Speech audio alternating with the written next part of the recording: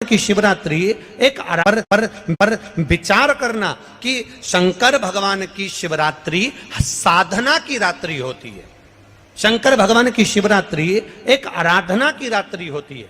हमने पहले भी कथाओं में कहा, हर महीने शिवरात्रि आती है, प्रत्येक महीने शिवरात्रि पड़ती है, और प्रत्येक महीने की शिवरात्रि पर अगर आपसे बन सके, आप दुनिया में अगर आपके पास में लोग कहें कि ये बहुत गरीब व्यक्ति है, बहुत साधारण व्यक्ति है, इसके पास धन नहीं है, सत्ता नहीं है, इसके पास खुद का मकान नहीं है, इसके पास खुद की प्रॉपर्टी नहीं है, इसके पास खुद की दुकान नहीं है, दूसरे के यहाँ काम करता है, इसके पास कुछ भी नहीं है, हम उनसे कहेंगे 12 महीने शिवरात्रि आती है, 5 जगह पर चढ़ाई हुई बेलपत्र, आप एक वर्ष 12 शिवरात्रि का एक नियम ले लो, 5 जगह पर बेलपत्र समर्पित करना सीख जाओ। एक बेलपत्र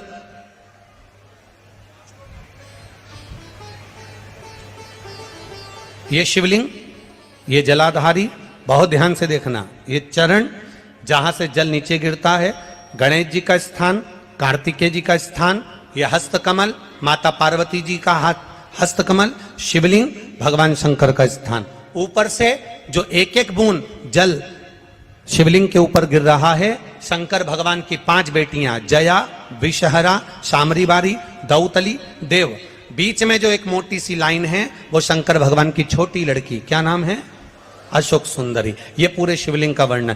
5 जगह पर बेलपत्र, 5 स्थान पर बेलपत्र, 12 महीने की शिवरात्रि। आप दूसरे के यहाँ काम कर रहे हो, नहीं है नौकरी, नहीं है काम, दूसरे के मकान में रह रहे हो, खुद का मकान भी नहीं, खुद का प्लाट भी नहीं, खुद की प्रॉपर्टी भी नहीं, बहुत संघर्ष की जिंदगी जी रहे हो, ठेला धका रहे, लॉरी चला रहे, गाड़ी चला रहे, ऑटो चला रहे, अपने लिए करने का प्रयास करना।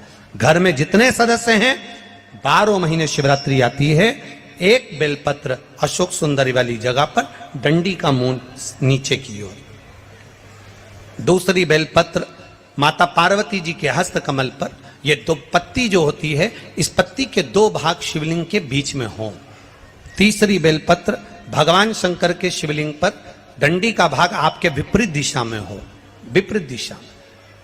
चौथी बेलपत्र भगवान शंकर का जहां से जल बहकर जाता है, जमीन पर जो जल बहता है, जमीन पे से जो जल बहकर जाता है, चौथी बेलपत्र उस जमीन के जल पर जहां से वो पानी बहकर जा रहा है, पूरे शिवलिंग को छोड़कर जहां से पानी जमीन पर बहकर जा रहा है उस स्थान पर। और 5वीं बेलपत्र नंदी का जो पांव ऊपर उठा हुआ है, उस पांव के पास में 5वीं बेलपत्र समर्पित करना।